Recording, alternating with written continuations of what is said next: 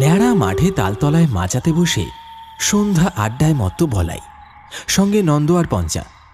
গ্রামের ছোকরা থেকে শুরু করে বয়স্করাও এইখানে এসে সন্ধ্যার পর খানিকটা সময় কাটিয়ে যায়। গ্রামের অনেকেরই জীবন চলে কানা নদী থেকে মাছ ধরে, আর রাতের দিকে নদীতে ভালো মাছ পাওয়া যায়। আর সেই জন্যই অনেকে ভাগ্য ফেরাতে ছুটে যায় নদীর এদিক ওদিক। কিরে পঞ্চা, আজকে আবার কোথায় যাবি মাছ ধরতে? আজকে ওই পোড়াঘাটের দিকে যাব। শুনেছি রাতের বেলা ওইদিকে নাকি প্রচুর মাছ পাওয়া যায়। বলিস কি রে, এই রাতের বেলা ওইদিকে যাবি? তোর কি প্রাণের মায়াটা নেই নাকি? জানিস না রাতের বেলা ওই জায়গাটা কত ভয়ঙ্কর হয়ে ওঠে? সবই শুনেছি, কিন্তু ওসব ধাপ্পাবাজি। এর আগেও তো আমি অনেকবার গেছি, আরে এমনিতেও তো অনেকেই যায়। হ্যাঁ, তা অনেকে যায়, কিন্তু একটু সাবধানে থাকবি। একা যাচ্ছিস নাকি? না না, পচা যাবে আমার সাথে। পচা জানে তুই আজকে ওইদিকে মাছ ধরতে যাবি? ও যা ভীতু ছেলে, ওকে বললে ও আর যাবে না, তাই না বলেই নিয়ে যাব। পঞ্চার চোখে এক রোখা জেদ, আর বলাইয়ের চোখে দুশ্চিন্তা। তারা জানে না এই রাতে তাদের জন্য কি অপেক্ষা করে আছে। পোড়াঘাটের রহস্যময় আহ্বান পঞ্চাকে টেনে নিয়ে চলেছে এক অজানা পরিণতির দিকে।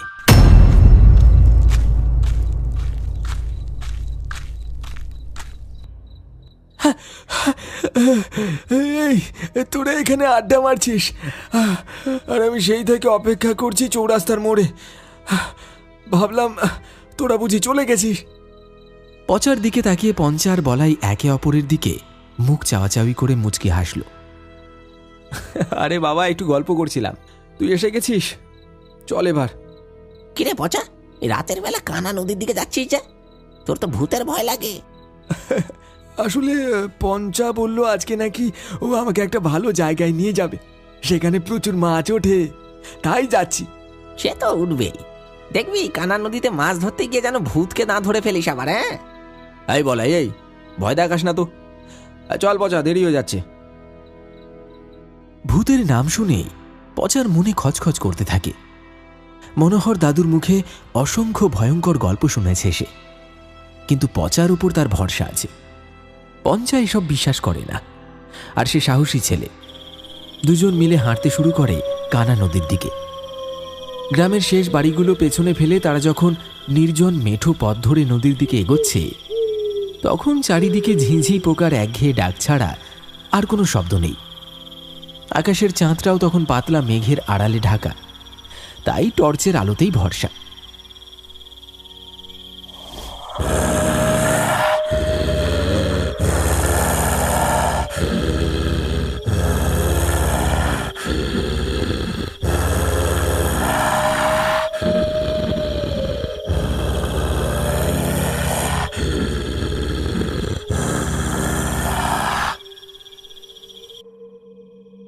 পঞ্চা, তুই কি কখনো ডুবুডাঙ্গার পোড়াঘাটের নাম শুনেছিস? ধুর পাগল, আবার ভূতের গল্প শুরু করলি? আর এইসব পুরনো দিনের ভেলকি, ওই ভূত টুত কিছু নেই ভাই, ওসব ওই দাদু ঠাকুমার ভয় দেখানোর কায়দা। না রে, আমি মজা করছি না, ঘাটটায় সত্যি কিছু একটা আছে। মনোহর দাদুর মুখে শুনেছি ওইখানে নাকি একটা মাঝি পুড়ে মরেছিল। তারপর থেকে কেউ নাকি ওই ঘাটে ঘোরাফেরা করে আর জল চায়, আর যে জল দেয় তাকেই মেরে ফেলে। জল দিলে ভূত মেরে ফেলে? দারুণ প্লট রে ভাই, এবার ইউটিউবে চ্যানেল খুলে ফেল। তোর সবেতেই অবিশ্বাস, যখন ভূতের পাল্লায় পড়বি তখন বুঝতে পারবি, খ্যাসা বেরিয়ে যাবে। কিন্তু সেই মুহূর্তে তারা বুঝতে পারেনি তাদের অলক্ষ্যে নদীর পাড়ে দাঁড়িয়ে থাকা ছায়ামূর্তিটা তাদেরকে দেখছে। সে কি আদৌ মানুষ নাকি অন্য কেউ? ডুবুডাঙ্গা 24 পরগনার হারিয়ে যাওয়া একটা গ্রাম, যেখানে একটা পুরনো নদী ছিল, কানা নদী। বহুদিন আগে শুকিয়ে গেছে, কিন্তু একটা ঘাট এখনো আছে, যেটাকে বলে পোড়া ঘাট। বলা হয় এই ঘাটেই একসময় একজন মাঝি পুড়ে মারা যায়, আর সেই থেকে ওই জায়গাটা নাকি অশুভ হয়ে গেছে। শোনা যায় তার মৃত্যুর পর থেকেই তার আত্মা এখনো সেই নদীর আশেপাশে ঘোরাফেরা করে।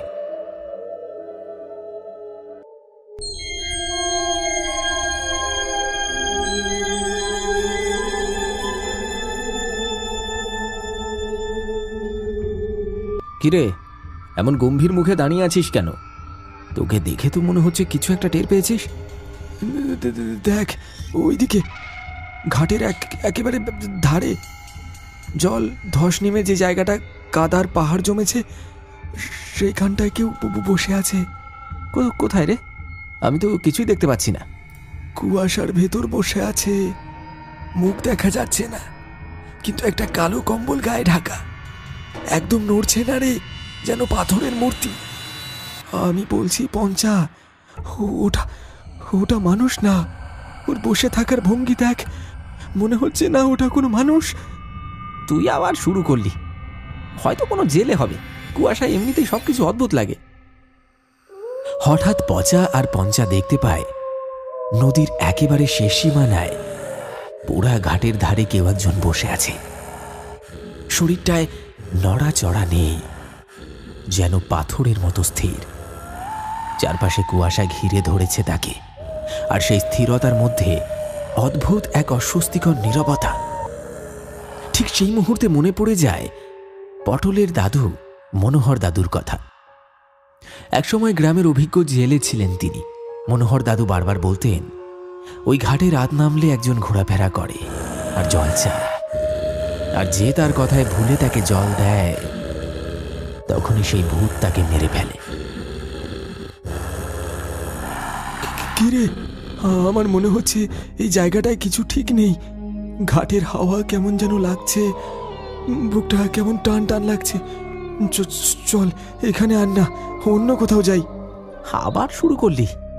আরে ওইখানে কেউ বসে আছে তো কি হয়েছে?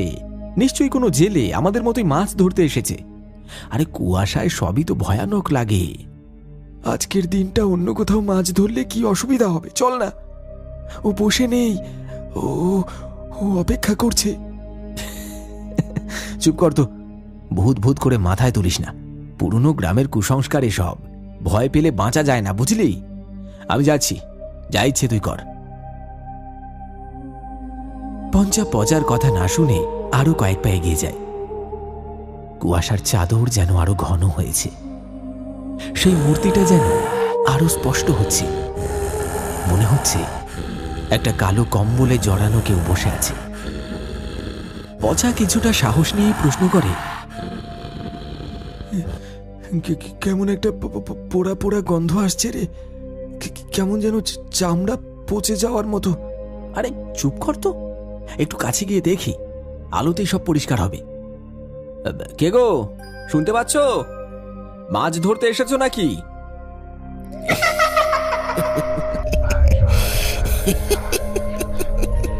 কয়েক মুহূর্ত সব চুপচাপ। তারপর হঠাৎ একটা কণ্ঠস্বর ভেসে এলো, জল, একটু জল দাও। কথাটা শোনা মাত্রই পঞ্চা এক ঝটকায় কিছুটা পেছনে সরে এলো। তার মুখে আতঙ্ক জমা হয়েছে। না না না না, ওটা মানুষ না। মনোহর দাদু বলেছিল ও জল চায়, আর তারপর তারপর তাকে মেরে ফেলে। ওর কণ্ঠটা শুনলি? কেমন যেন চেনা, কেমন করুণ। মনে হচ্ছে যেন সত্যি ওর খুব তেষ্টা পেয়েছে। আরে পাগল হয়েছিস নাকি? দেখ বাতাস ভারী হয়ে গেছে, গাছগুলো কাঁপছে। এমন কখনো হয় না। ওটা জল খাবে না রে, তোর প্রাণ খাবে। আমি আমি শুধু একটু জল দেব, ওর এত কষ্ট আমি দেখতে পারছি না। না পঞ্চা, পেছো, ওটা ওটা মানুষ না রে। ইতিমধ্যে পঞ্চা সেই ছায়া মূর্তির হাতে বশ হয়ে গেছে। হঠাৎ একটা বিকট পোড়া গন্ধ ছড়িয়ে পড়েছে চারপাশে। পঞ্চা জলের বোতল দিতে যাবে, ঠিক তখনই সেই ছায়া মূর্তির মুখ থেকে সরে গেল কালো কাপড়। ধীরে ধীরে কম্বলের ফাঁক থেকে বেরিয়ে এলো একটা গলে যাওয়া মুখ। চোখ কোটরের ভিতর ঢুকে গেছে, দাঁতগুলো তড়ি বাঁধা মতো বেরিয়ে আছে, আর চামড়াগুলো পুড়ে গিয়ে কালচে হয়ে গেছে।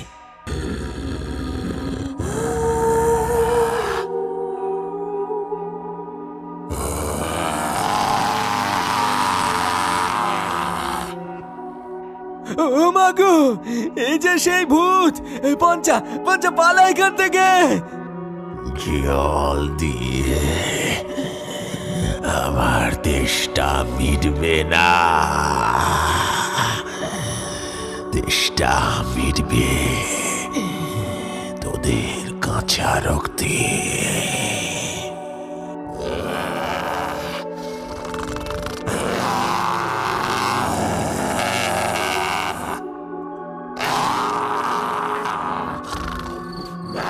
পঞ্চা তখনও এই ছায়া মূর্তির কাছে হতভম্বের মতো দাঁড়িয়ে আছে।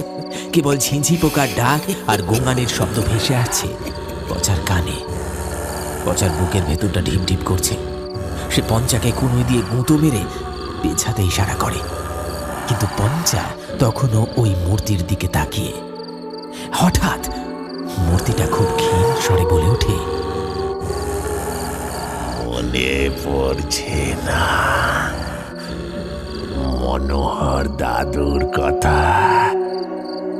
যে জল দেয় আমি তাকেই মেরে ফেলি। পচা মরিয়া হয়ে এক হাত চেপে ধরে পঞ্চার। সেই ছায়ামূর্তি আরো শক্ত করে আঁকড়ে ধরে। পঞ্চার শরীর কাঁপনি দিয়ে ওঠে। সে বুঝতে পারে তার শরীরের শক্তি যেন শুষে নিচ্ছে কেউ। তার চোখ বিস্ফারিত হয়, আর সে চিৎকার করার চেষ্টা করেও কোনো শব্দ করতে পারে না।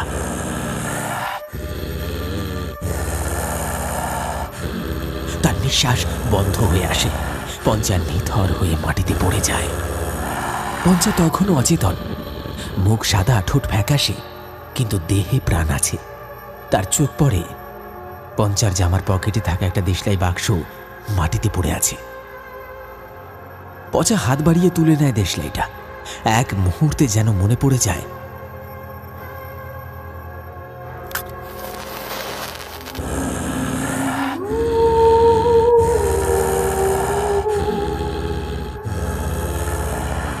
একদিন এই আগুনে পুড়ে তুই মরেছিলিস, এখনো তোর মুক্তি হয়নি। আজ তোকে আবার পুড়িয়ে মারবো। মরিয়া হয়ে একটা কাঠি জ্বালিয়ে সে জ্বলন্ত দেশলাই কাঠিটা সে পিশাচের দিকে ছুঁড়ে দিল। আগুনের শিখা স্পর্শ করতেই কাঠি এক অবিশ্বাস্য ঘটনা ঘটল। শুকনো হাড়গুলো যেন জল জল করে জ্বলে উঠল এক তীব্র লালচে আভায়। পচা দেখতে পেল সেই পিশাচের পোড়া কঙ্কাল দ্রুত দাউ দাউ করে পুড়তে শুরু করেছে। বিকট এক আর্তনাদ করে মূর্তিটা ছাই হয়ে মাটিতে মিশে গেল।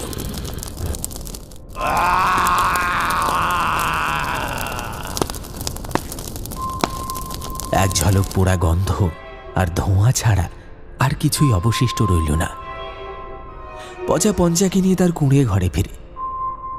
পঞ্চাকে চাদর দিয়ে জড়িয়ে দেয়। তারপর 1 ঘন্টা পরে পঞ্চা ধীরে ধীরে চোখ মেলে।